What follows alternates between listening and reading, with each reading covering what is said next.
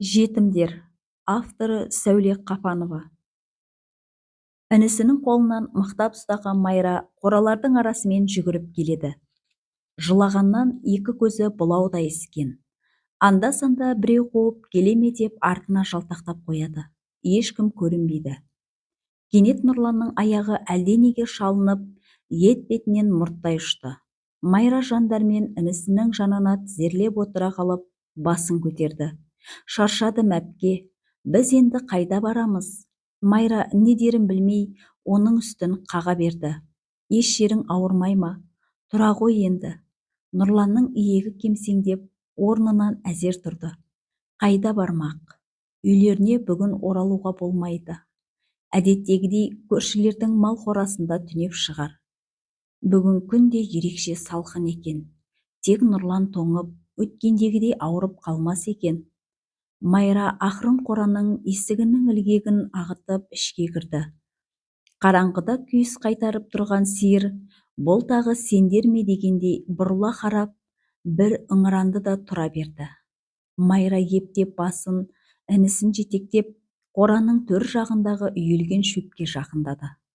Жалма-жан өздеріне ыңғайлап, ішін қуыстап, астарынан батадау деген қатты сағдаларын суырып, жайлап төсек дайындады да Нұрланды жатқызды.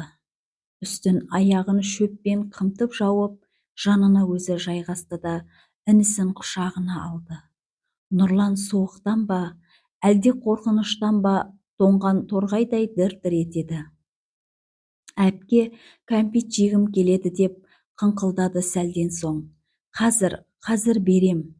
Майра ішкі қалтасына қолын сұғып, қапталған бір уыс қағаз алып шықты. Ептеп арасынан екі-үшеуін суырып Нұрланның бетіне жақындатты. Мә, мынаны иіскеші, дәмі керемет. Нұрлан қағаздарды бірінен соң бірін мұрнына апарып, құшырлана иіскей бастады. Иә, тәтті екен. Әпке, мынау менде қала берсінші. Жарайды, қалдыра ғой деп, қалғанын қайтадан әдемілеп қаптап қалтасына салып қойды. Тіпті өзі иіскісі келсе де, дәл бір иісі азайып қалайтындай көрініп аяды. Нұрлан сұрағанда берер. Бұл көршілердің анда-санда ұстататын кәмпиттерінің орауыштары еді. Алғанда Майра шетінен ақырын бір тістеп, қалғанын Нұрланның аузына салатын да, орауыштарын қаптап тығып қоятын. Нұрлан әлі аздап иісі сақталған қағазды иіскеп жатып, пысылдап ұйықтап кетті. Майраның қанша шаршаса да кірпігі ілінер емес. Көз алдына долданған апасы, өгей шешесі. Бүгін тіпті күндегісінен де қатты ашулы болды. Нұрланның бар жазығы дастархан үстіне бір жапырақ нанды сұраусыз алғаны. Онсыз да қарны тойып, тамақ ішпейтін ойын жасындағы баланың бұл қылығын тым шектен шыққандық деп санаған өгей шеше әрқашан жанынан тастамайтын солқылдақ жас шыбықпен қолдарын аяусыз осқан. Шырқырап жылаған інісінің жан даусы есік алдында жүрген Майраның құлағына шалынысымен қолындағы шелегін лақтыра тастап жүгіріп үйге кірген.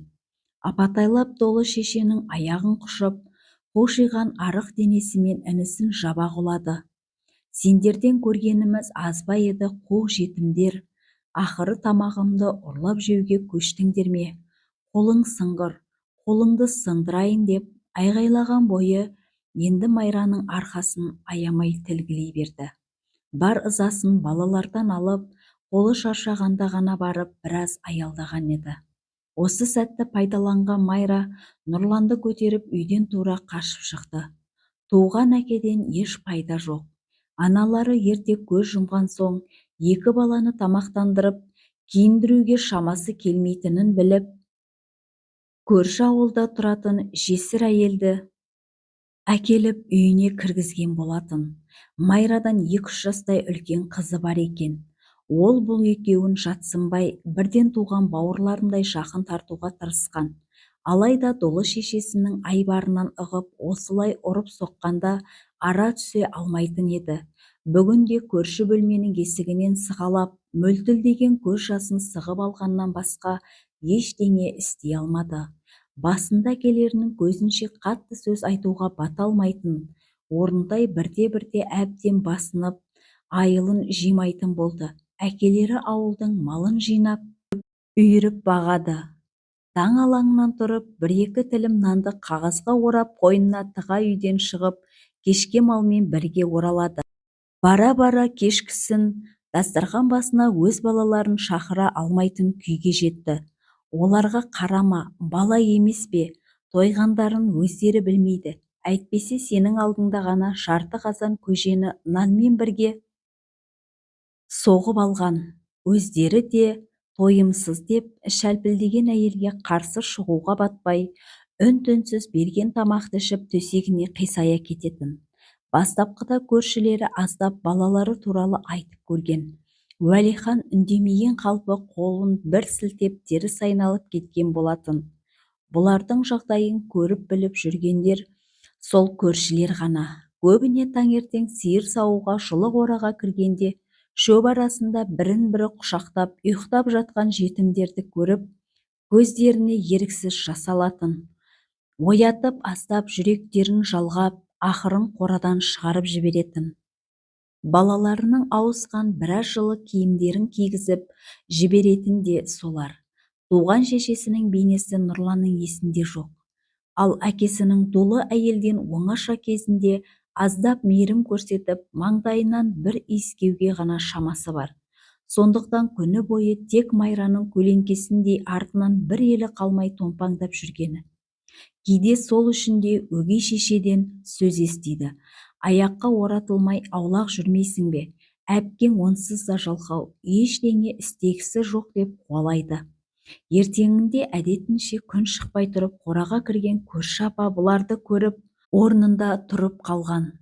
Алда байғұстар-ай, марқұм алтынның көздері-ай, әй Уәлихан, мұнша әлсіз сорлы болармысың?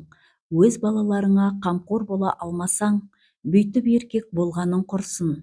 Майражан, қарағым, тұра ғой, апаларың көрсе тағы ұрсады деп оятты да үйінен біраз бауырсақ әкеліп, жаңа сауылған жылы сүттен құйып тамақтандырды.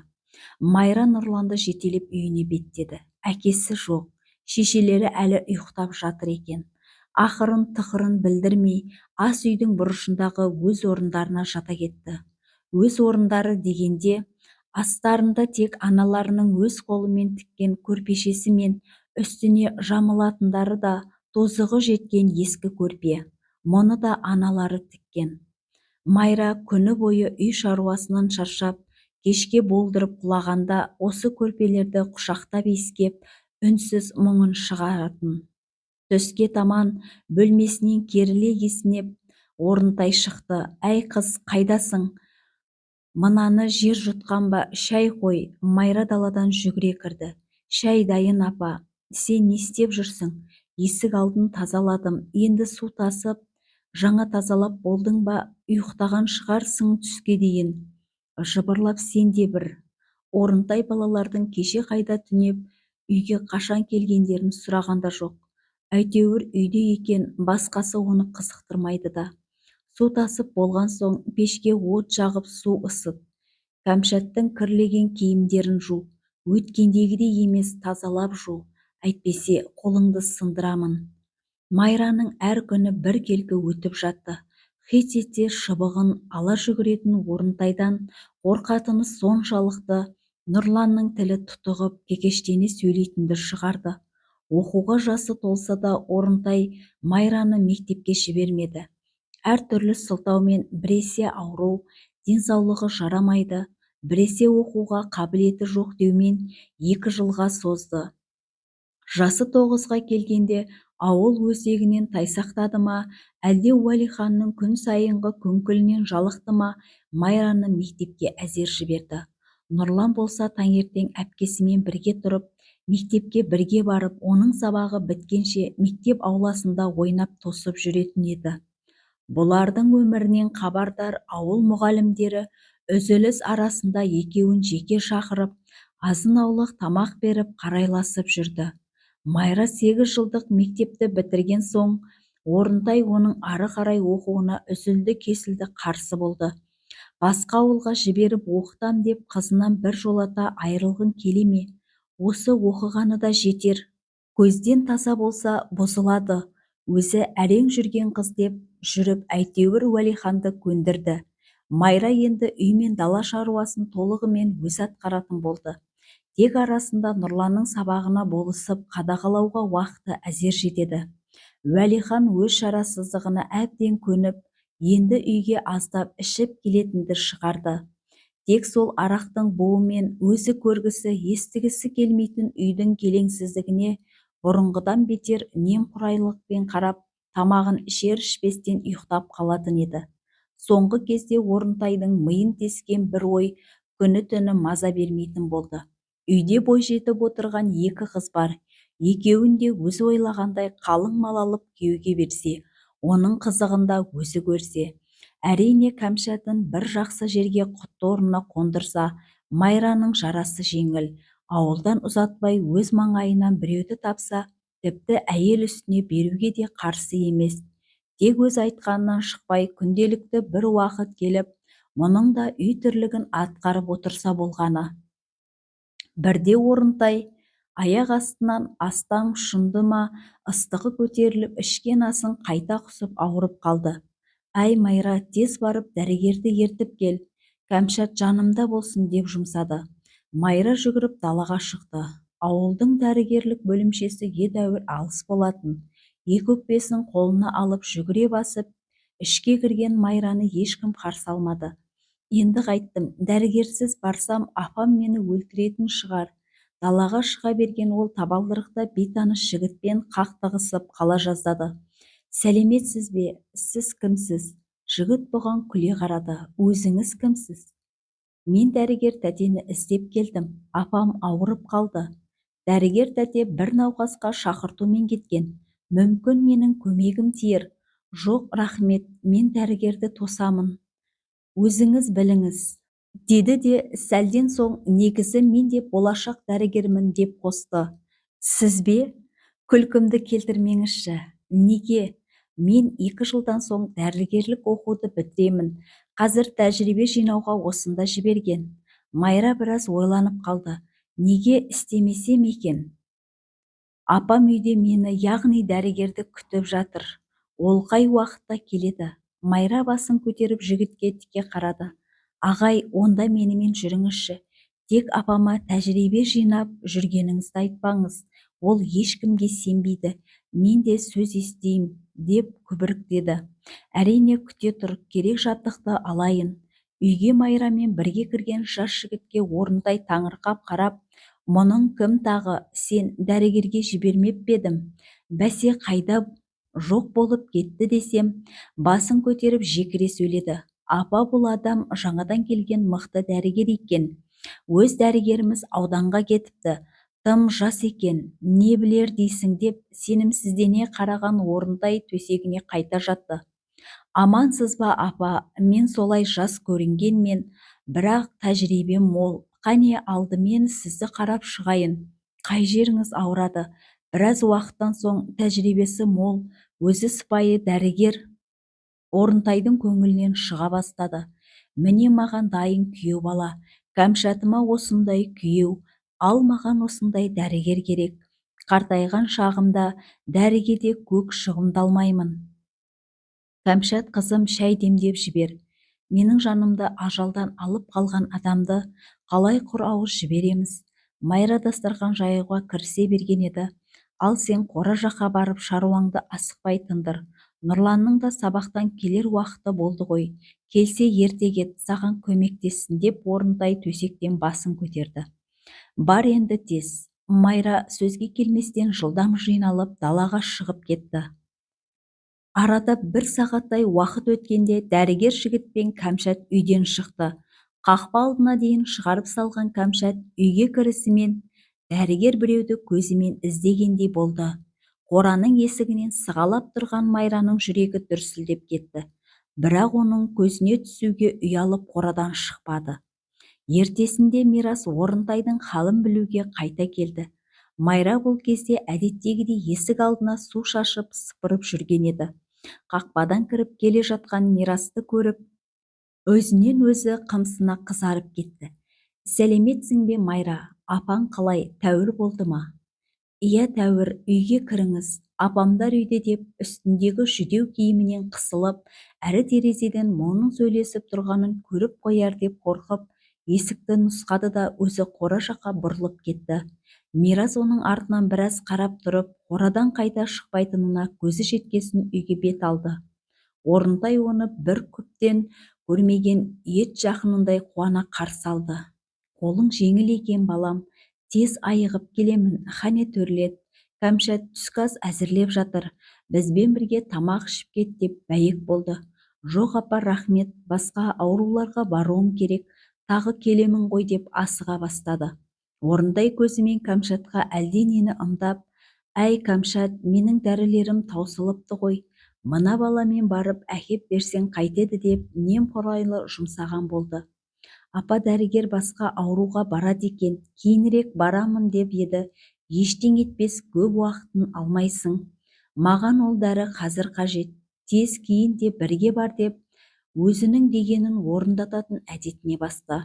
Кәмшат пен Мирастың үйден бірге шығып көшеге бет алғанын көрген Майра біраз қалшиып тұрып қалып, есін тез жинап, бір күрсініп жұмысын жалғастыра берді. Жол жөнекей Мирас Кәмшатпен ескі танысындай әңгімелесіп, бұлардың өмірінен біраз мағлұмат алды. Дола елдің құрсағынан шығып, адуынды мінезін көріп өссе де, Кәмшат жаны нәзік, бауырмал қыз еді. Мирасқа өз отбасында болып жататын кейбір келеңсіз жайларды тұспалдап айтып, біраз нәрсенің бетін ашқандай болды. Өзінің Майраға қатты жаны ашитынын, бірақ қатыгез шешеге қарсы келіп араша түсе алмайтынын да айтып берді. Кешкісін Майра әдетінше сиырларды сауып болып, орындарына байлап жатқан, артынан Кәмшат келіп дыбыстады. Жалт қараған Майраға ернін басып, тс деп белгі беріп, ақырын жанына келді. Білесің бе, Мирас жаман жігіт емес сияқты. Сен қалай ойлайсың? Мен ол туралы тіпті ойламаймын. Мүмкін солай да шығар. Сен не оны ұнатып қалдың ба? Десе де өзінің беті дуылдап кетті. Кәмшат жалғастыра берді. Жүзі жылы, сыпайы жігіт. Кімге болса да ұнайды ғой ондай жігіттер. Екеуі бой жете бастағалы оңашада айтатын кейбір әңгімелері осылай жігіттерге келіп тірелетін. Бірақ қатал шешенің уысынан шықпай, үйден бір адым ұзап көрмеген қыздар ауылдың ешбір жігіттерін танып білмейтіндей еді. Бүгін Мирас сен туралы көп сұрады.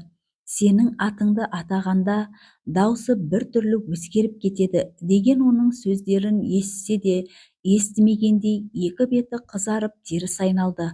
Қойшы, ол мені қайтсын, саған солай көрінген шығар деді. Рас айтам, ол сені шын ұнатып қалса қайтесің? Кәмшат оның бесіне сынай қарады. Болмайтын нәрсені айтып, несіне аузыңды шаршатасың? Жүр үйге кірейік, апам күтіп қалған болар. Мирас күн аралатып Орынтайдың денсаулығын сұрап, қан қысымын өлшеп беруді әдетке айналдырды.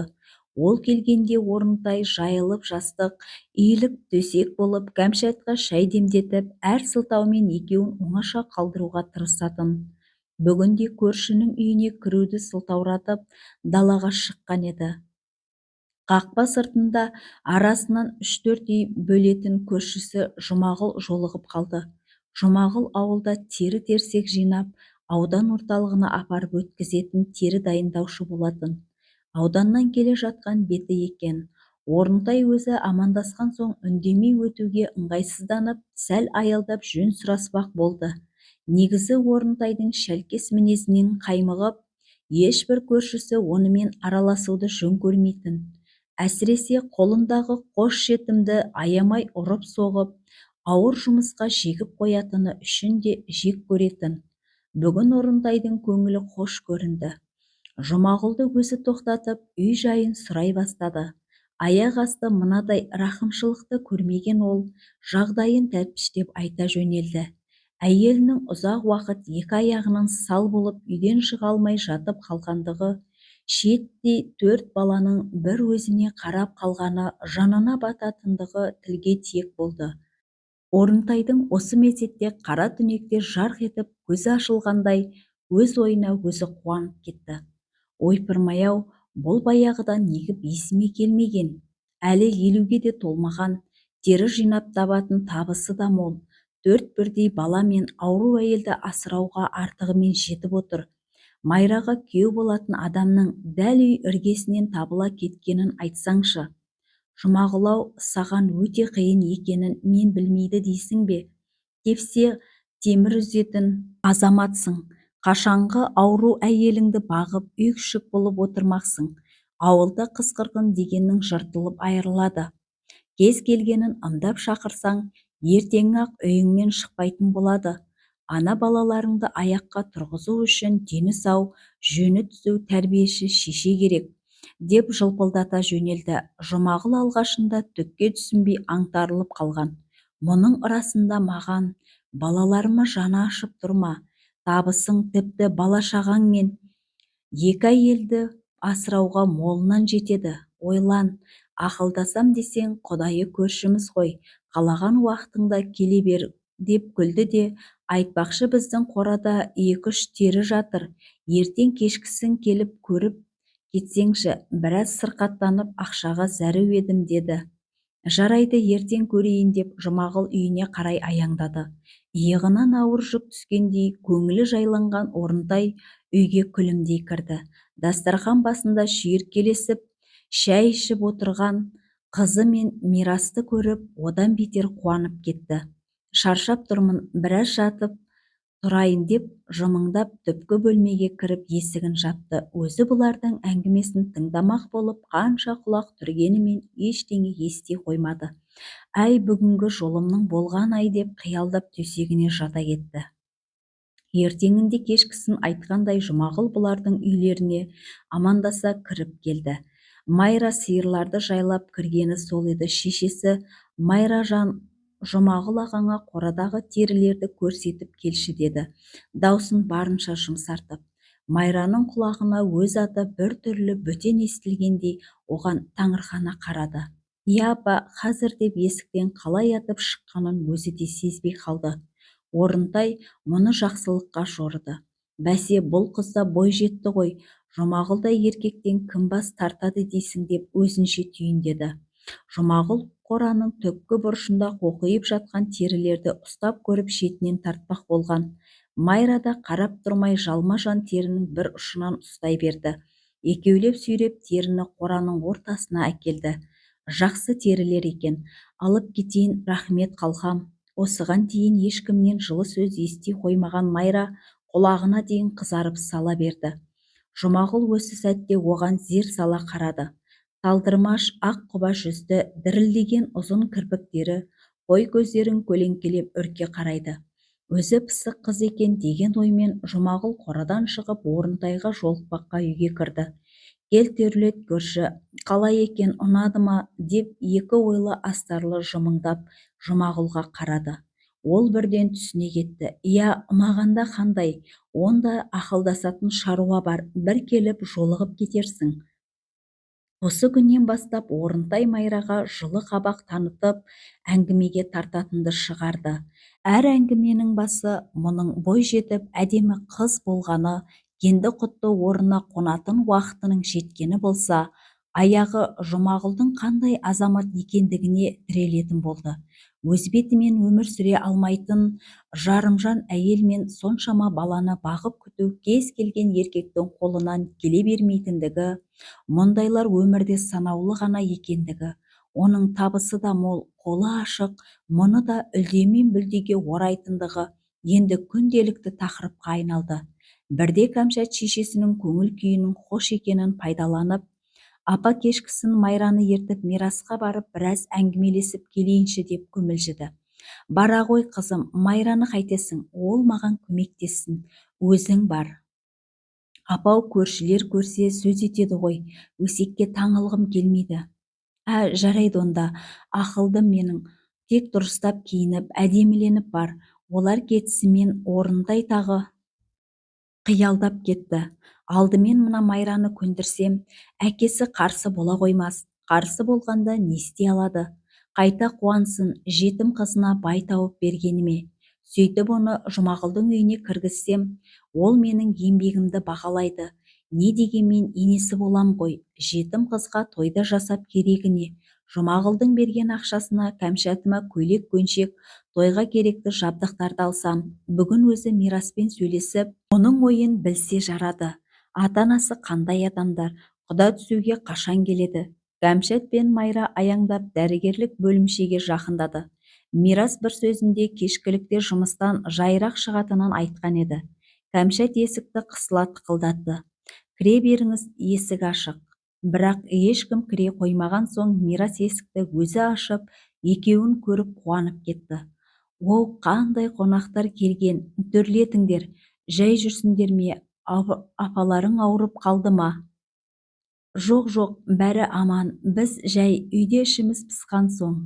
Жақсы болған екен. Мирас қуанғаннан екеуін қайда қалай отырғызарын білмей абдырап есі шықты.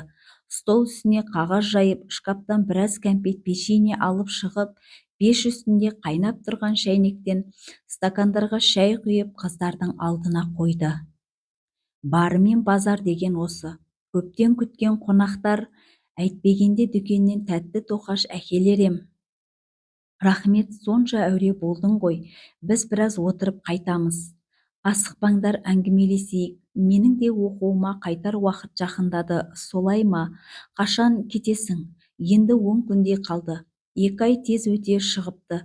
Өздеріңдей жақсы қыздармен таныстым. Майра әңгімеге араласпай, басын төмен салған күйі үнсіз отыр. Майра, үндемейсің ғой, әңгіме айтсаңшы. Ол одан бетер ұялып кетті. Кәмшат орнынан тұрып, Мирас, мен есік алдына шығып келейінші деп Майраны түртті. Сен отыра бер, қазір келем, қорықпа. Бөлмеде ұшқан шыбынның ызыңы естілердей тыныштық орнады. Сәлден соң Мирас, Майра, менен қысылма. Мен сен туралы бәрін білем. Кәмшат бәрін айтқан деді. Нені айтты? Барлығын, сенің өміріңді, Нұрланды қандай қиыншылықпен жетектеп жүріп өсіргеніңді. Кәмшат өте жақсы қыз. Ол шешесінің сені күйеуге беру үшін жанталасып жүргенін де біледі. Майра, маған сенесің бе? Майра не дерін білмеді. Жауап орнына тек иығын көтерді. Кәмшат, менің сені ұнататынымды жақсы біледі. Екеуміз тек сен туралы сөйлесеміз. Майра басын көтеріп, көзін жыпылықтатып Мирасқа қарады. Мені ұнатасың ба дей алмады. Иә, сені жақсы көрем, бірақ айтуға реті келмеді. Апаңды өзің де білесің. Мен ол үйге сені көріп кету үшін ғана барып жүрдім. Кәмшат сені ертіп әкелуге уәде берген. Сенімен жеке сөйлесуім керек болды. Сен біраз шыда. Мен ауылыма барған соң ата-анаммен ақылдасамын. Олар өте жақсы адамдар. Мені түсініп қолдайтындарына кәміл сенемін. Кәмшат, апам айтқанынан қайтпайды, құда түсуге көнбейді дейді. Мирас Майраның қалтыраған қолдарынан ұстады. Қорықпа, маған сенші, сені еш уақытта жалғыз қалдырмаймын. Нұрланға да бас көз боламын. Екеуіңді де мына қиыншылықтан құтқарамын. Сенесің бе? Майраның көзі жасқа толып, еріндері кемсеңдеп басын изеді. Маған тура қарашы, Майра. Ол алақанымен бетін басты. Қорықпа, қарашы маған. Мирас оның алақандарын ашып жүзіне өзіне қаратты. Мен сені жақсы көремін. Ұмытпа осыны. Мені күт. Бір ай ішінде келемін. Хабарын Кәмшат арқылы беремін. Екеуміз бірге боламыз, ұқтың ба? Майра көзінен жас тоқтамады. Алғаш рет қорыққаннан емес, жанға батар соққыдан емес, күтпеген бақыттан, қуаныштан жылады. Оны түсінген Мирас та тоқтатпады. Тек құшағына алып, шашынан, арқасынан сипай берді. Есік шиқылдап ашылып бөлмеге Кәмшат кірді. Мирас, біз енді үйге қайтайық. Қараңғы болып барады. Жүр, Майра, апам алаңдап отырған болар. Сол күннен бастап Майра өзін мүлде басқа жандай сезінді. Шешесінің ұрып жекуі, әкесінің үнемі мас күйінде жүретіндігі бұрынғыдай көңіліне қаяу түсірмейтін болды. Қайта анда-санда өз-өзінен езу тартып күлімдеп жүретін болды. Орынтай бұл өзгерісті байқап өзінше жорыды. Қыз Жұмағұлға күйеуге тиюіне көзі жетіп бақыттан басы айнала бастады. Оны Жұмағұлға жеткізіп те үлгерді. Тездету керек, мына қыз айнып қалмай тұрғанда деп, оған тойға дайындала беруге кеңес берді. Сөйтіп жүргенде арада бір айдай уақыт өтті. Қыздар мирастан келетін хабарды тағатсыздана күтті. Екеуі болған жайды Нұрланға әзірше айтпай тұруды жөн көрді. Не дегенмен әлі бала, байқаусызда апаларының көзінше бірден айтып қалар, бәрін бүлдірер деп қорықты. Апалары болса күн сайын Уәлиханды араққа тойдырып, Жұмағұлды жиі шақырып тұратын болды. Именбестен талтаңдап келіп, шалқақтап шығып жүрді. Әрқашан құр қол келмей, Орынтайды разы етіп, қыздарға да базарлығын ала келетін еді. Бір күні мектептен келген Нұрлан, «Кәмшат әпке, менің күнделігімді қараңызшы» деп бөлмесіне кіріп кетті де, аздан соң жүзі алаулап Кәмшат шықты. Шешесіне байқатпай ымдап Майраны шақырды. «Не болды, Кәмшат? Нұрлан жақсы баға алып па?» «Иә, өте жақсы деген баға алыпты» деп інісінің бетінен сүйіп, қолына кәмпит ұстатып шығарып салды. Ол мирастан хат әкелді. «Мә, оқы» деп бүктелген қағазды ұстатты. Майра хатты сабырсыздана ашып, қолдары дірілдеп, әзер оқыды. «Майра, амансың ба? Менде бәрі жақсы. Ата-анаммен сөйлестім. Олар қуанып жатыр. Мен біраз күн осындамын. Менен хабар күт. Мирас». Екі қыз қуаныштан құшақтасып сүйісіп жатты. Таңертеңінде шәй үстінде Орынтай Майрамен ашық сөйлесуге бет байлады. Дастарханға Жұмағұл әкелген тәттілерді молынан салып, өзі шәй демдеп құя отырып, «Майра, сенімен шешең ретінде сөйлесуім керек. Жасың болса келді. Құдайға шүкір, түр десе түрің бар. Пысық қыз болып өстің. Енді қашанғы біздің мойнымызда отырасың. Мына Жұмағұл көптен бері сені ұнатып жүр. Оның жағдайын білесің. Оған тисең, Нұрлан екеуің ештеңеден тарлық көрмейсіңдер. Әкең де қарсы емес. Біз елге қаддыра қылуды жөн көрмедік. Ертең сен біздің батамызды алып, Жұмағұлдың босағасын аттайсың». Майра бәрі мұншалықты тез болар деп ойламаған еді. Көздері жыпылықтап Кәмшатқа қарай берді. «Неге апа, ертең ба? Менің еш дайындығым жоқ қой. Саған не дайындық керек? Бәрін күйеуің алып береді. Ертең кешке сені алып кетеді, соған дайын бол». Түні бойы Майраның кірпігі ілінбеді. Мирасқа хабар қалай береді, кімнің үйіне тоқтағанын да білмейді. Бар сенері тек Кәмшат. Ертеңінде Майраның ойы оңға, саны саққа бөлініп, құдды тірі өліктей сенделді де жүрді. Көздеріне жас тығылып, шарасыздықтан басы қатты. Кеш жақындады. Әне-міне дегенше күйеу де келіп қалар. Майра іштей бір шешімге келді. Оған тоғал болғанша өлгені артық. Әкесінен қайран жоқ. Тек інісін қалай тастап кетпек. Орынтай ерекше шаттанып, ыңылдап әндетіп қазанға ет салды. Тұңғыш рет өзі дастархан жайып үсін жайнатты. Не дегенмен бір қызын күйеуге бергелі отыр емес пе? Бір кезде бөлмесінен әдемілене киінген Кәмшат шықты да, «Апау» деп шешесінің иығына асылды. «Апа, Майраны жездемнің үйіне өзім апарайын. Қазір келсе солай деп үйіне қайтарыңыз. Барып дайындық жасасын. Мен жанында болса, Майра қорықпай босағасын аттайды. Әпкесімін ғой, ақылымды айтамын. Жарайды деші апатай». «О, ақылыңнан айналдым құлыным. Сүйте ғой, әйтпесе мына ақымақ бірдеңені бүлдірер» деп қызының маңдайынан сүйді. Айтқандай Жұмағұл да келді. Біраз отырған соң Орынтай оны «Саспа, барып жас тоқалды күтіп алуға дайындал. Кәмшат сіңлісі өзі апарады» деп қайтарды. Қараңғы түсе қыздар шығуға дайындалды. Майра інісін жеке шақырып алып, «Жаным, сен ештеңеден қорықпа. Мен бұл үйден кетіп барам. Кейінірек сені өз қолыма аламын». «Әпке, сонда қайда бармақшысың? Оны артынан білесің. Кәмшат әпкеңнің тілін ал. Кейін бәрін айтады. Енді мені бөгеме. Сен есейдің. Мені ойлап жылама. Мен бақытты болам». «Жоқ, біз бақытты боламыз. Жаным, жалғыз бауырым» деп құшақтап жылап жіберді. «Сабағыңды жақсы оқы. Мен не істесем де сенің бақытың үшін істеймін, осыны ұмытпа». Нұрлан бір жамандықты сезгендей әпкесінен айырылар емес. «Әпке, мен қорқамын, мені тастамашы». Орынтай есікті жұлқа ашып, «Әй, болды, жетер енді. Үй арасы жақын, ертең көрісерсіңдер. жамандық шақырмай тый көзіңнің жасын деп жекіріп қалып еді. Нұрлан жым болды. Өксігін баса алмай әпкесіне жаутаңдай қарай берді. Жылама айналайын, айтқандарымды ұмытпа, сау бол деп көзінің жасын тия алмай Кәмшатқа ілесіп үйден шыға берді.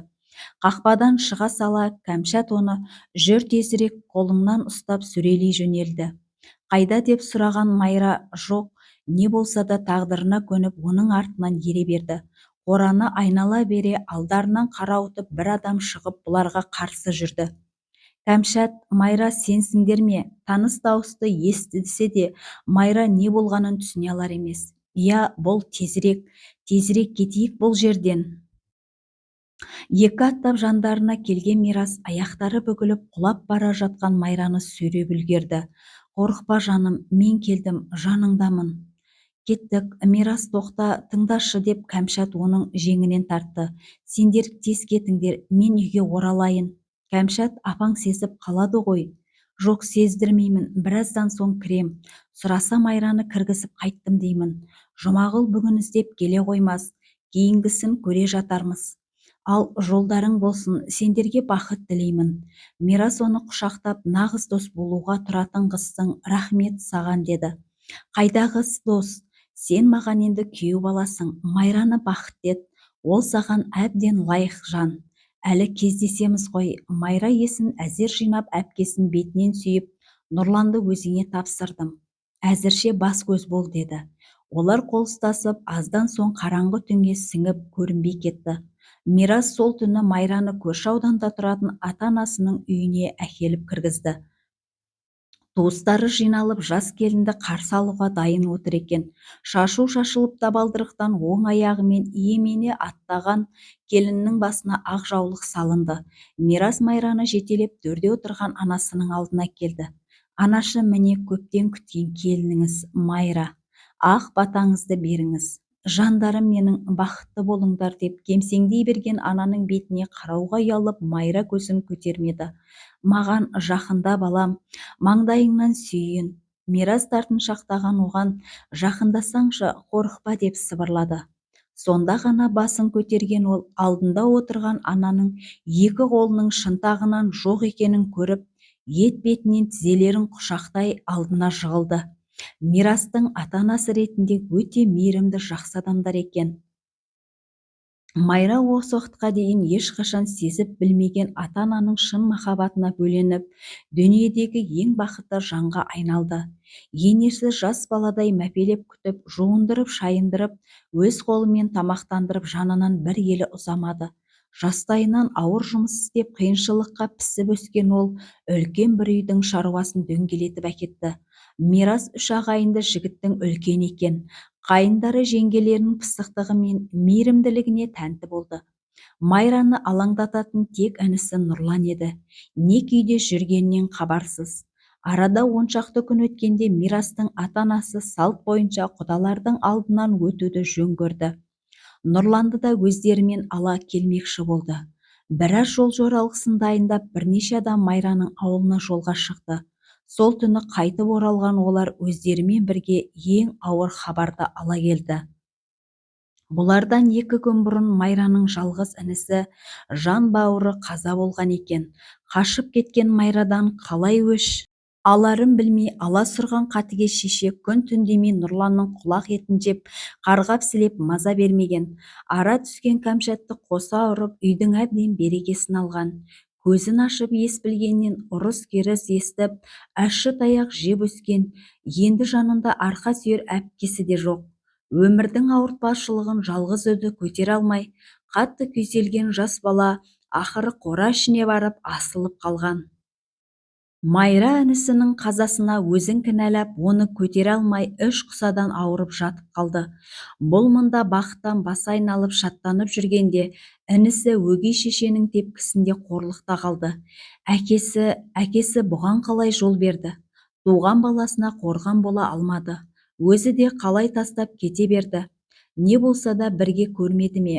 Жұмағұлға тисе үй арасы жақын, өзі бас көз болар еді ғой.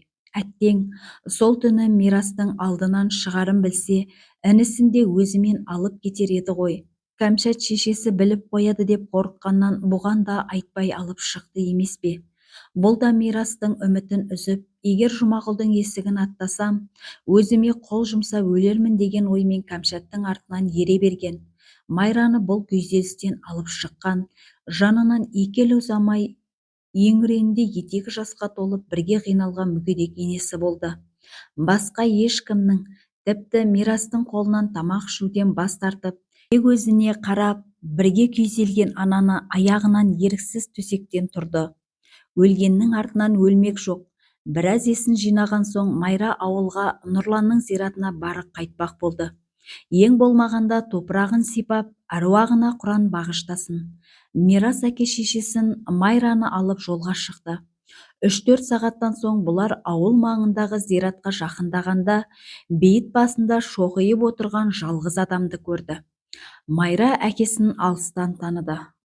Көліктен түсе аңырап барып, әкесін құшақтай көрісті. Майрашым-ау, бұл сенбісің жарығым? Нұрланымыз бізді қиып тастап кете берді ғой. Аналарың алтынға берген сөзімде тұра алмадым. Сендерді де қорғай алмадым мен бейбақ. Кешіріңдер мені. Екеуің менің әлсіздігімнен не көрмедіңдер? Сен қашып кеткенде ішімнен қатты қуанып едім. Бағың ашылар деп, Нұрланды да мына азаптан құтқарар деп сенгем. Үлгермедің әттең. Сен кетсең де жаныңда әкесі бар едім ғой. Бірақ менен не пайда? Құдай мені алмады ма Нұрланымды алғанша? Үйілген топырақты құшып өкірген Уәлиханды Мирас пен әкесі әзер тұрғызды. Құран оқылған соң Уәлихан жаңа құдаларына үйге кіріңдер дей алмай, көзімен жер шұқып, еңсесі түсіп отырып қалды. Сізді алып кетейік, бізбен жүріңіз деп жалынған Майра мен Мирасқа, жоқ балалар, мені әурелемеңдер. Менің енді қолымнан келері баламның басына келіп Құран оқып, алдымен Алладан, сосын баламның әруағынан кешірім сұрау. Қанша өмірім қалды дейсіңдер, деп қоштасып қала берді. Арадан тура 1 ай өткенде Уәлихан сол зират басында жан тапсырды. Уақыт болса зырлап өте берді. Жан жарасында емдейтін уақыт қой. Нұрлан мен әкесінің жылдық асын бергеннен Майра да есін жиып, айналасына шуағын шашып, қайтадан бұл үйге бақыт кіргізгендей болды. Бірде енесін тамақтандырып отырған, апа мен ұшынып қалсам керек, жүрегім айнай береді, ұшықтап жібересіз бе деп өтінді. Жарайды жарығым, кесемен су әкел.